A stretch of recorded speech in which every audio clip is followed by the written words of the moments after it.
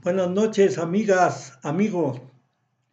Buenas noches de sábado 4 de julio del 2026. 4 de julio, fiesta nacional en los Estados Unidos, el país del trabajo, del progreso, el país donde están sufriendo una invasión silenciosa por parte de los mexicanos. Más de 30 millones de mexicanos viven allá y la mayoría de ellos ya son ciudadanos y viven bien y qué bueno. Por eso les digo que los estamos invadiendo y ya no nada más el sur de los Estados Unidos, que fue lo que gracias a Santana, otro gran gobernante, eh, nos quitaron, vamos a decir, entre comillas, porque los mexicanos ya estamos hasta Alaska, que también pertenece a los Estados Unidos. Así es, la invasión silenciosa.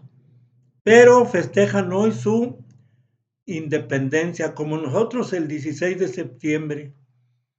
Ellos de Inglaterra, nosotros de España.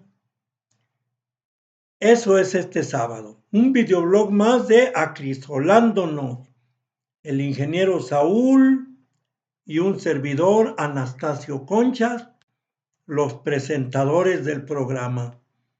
Estamos en el ciclo de La teoría del todo, libro escrito por Stephen W. Hawking, inglés, quien vivió de 1942 a 2018. Esclerótico a partir de los 21 años, pero vivió hasta los 66, me parece. Una vida altamente productiva. Ya ven que su libro se divide en 7 conferencias. La primera, ideas sobre el universo. La segunda, el universo en expansión. Ya las vimos. Y esta, la de hoy, la correspondiente a este videoblog, agujeros negros. Y leemos la introducción escrita por él mismo sobre esta tercera conferencia. Dice así: en la tercera conferencia hablaré de los agujeros negros. Estos se forman cuando una estrella masiva, de las grandes pues, o un cuerpo aún mayor, colapsa sobre sí misma bajo su propia atracción gravitatoria. O sea, es como la Tierra, que también tiene fuerza de gravedad hacia su centro. Según la teoría de la relatividad general de Albert Einstein, cualquier persona suficientemente atolondrada, así escribe él, para meterse dentro de un agujero negro, estaría perdida para siempre. No podría volver a salir de él. En su lugar, la historia, en lo que a ella concierne, llegaría a un final peliagudo en una singularidad, en algo que se reduce a sí mismo. Sin embargo, la relatividad general es una teoría clásica, es decir, no tiene en cuenta el principio de incertidumbre de la mecánica cuántica. Bueno, un tanto incomprensible o de muy difícil comprensión. Pero la mecánica cuántica ya ven que se refiere a las partículas ultra pequeñas, los átomos, los neutrones, los electrones.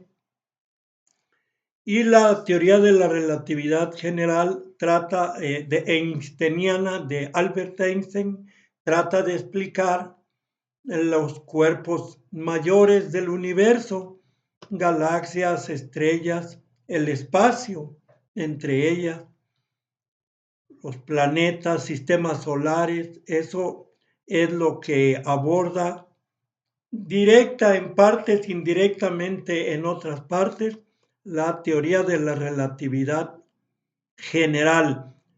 Ya ven que también hay la relatividad especial. La teoría de la relatividad de Einstein se divide en dos partes, la especial y la general. En fin,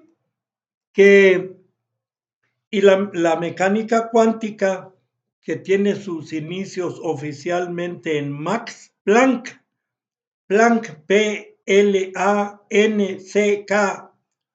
Planck, del siglo próximo pasado, trata pues sobre los cuantos, que son las partículas infinitesimales o infinitesimalmente pequeñas. En fin, y la plática de hoy sobre los agujeros negros, como nos dice en su introducción Stephen Hawking, es cuando una estrella, incluso un planeta, tiene tendencia a reducirse, a contraerse por efecto de su propia gravedad. La Tierra la tiene, la vivimos.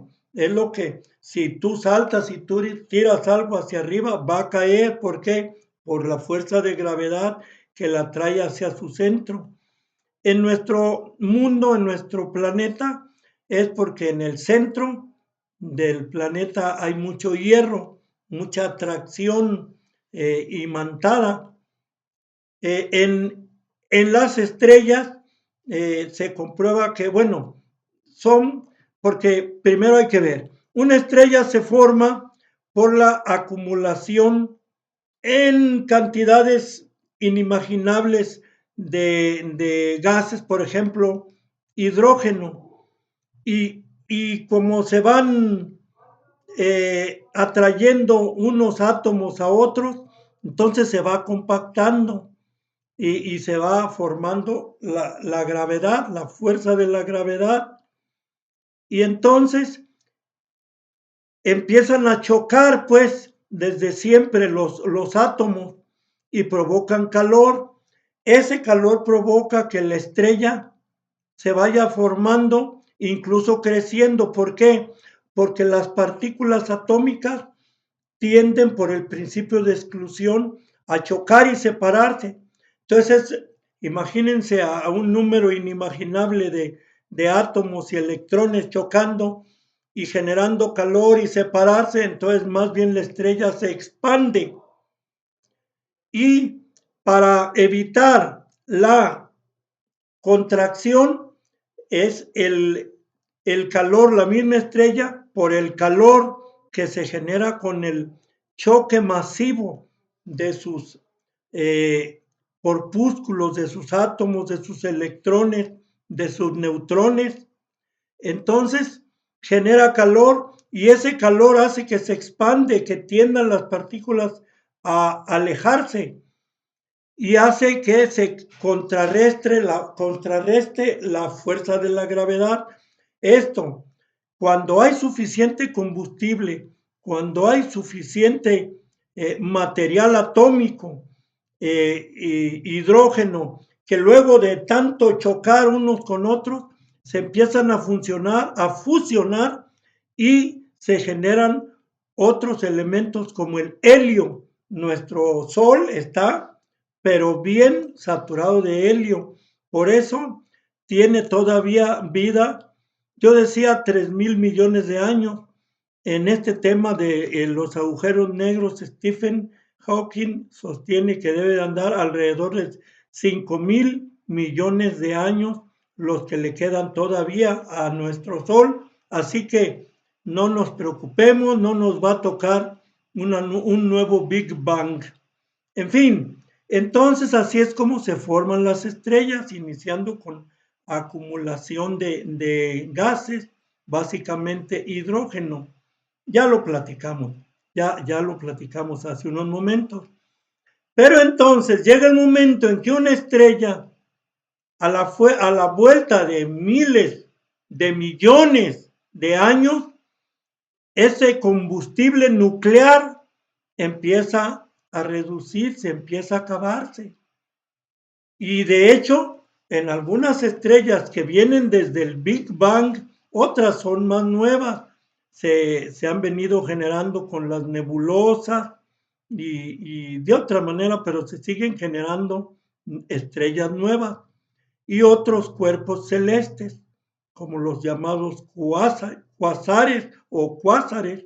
En fin, cuando se va terminando ese combustible, empieza a haber menos calor y al haber menos calor, entonces empieza la estrella a contraerse, a compactarse hacia sí misma y de ser a veces gigantescas, como se les termina ese combustible o se les reduce de tal manera que ya no hay suficiente calor para contrarrestar la gravedad, la contracción hacia sí mismo, entonces llega el momento en que esa gravedad es más fuerte que la luz que se genera y esa luz ya no sale, no sale al exterior, o si sale de la superficie de esa estrella que está, vamos a decirlo así, apagándose, la fuerza de gravedad la atrae, no llega muy lejos y la atrae, entonces ya no puede ser observada por ejemplo, por los telescopios terráqueos o terrícolas y entonces se oscurece y por eso se le dice agujero negro, porque se oscurece y deja de ser visible.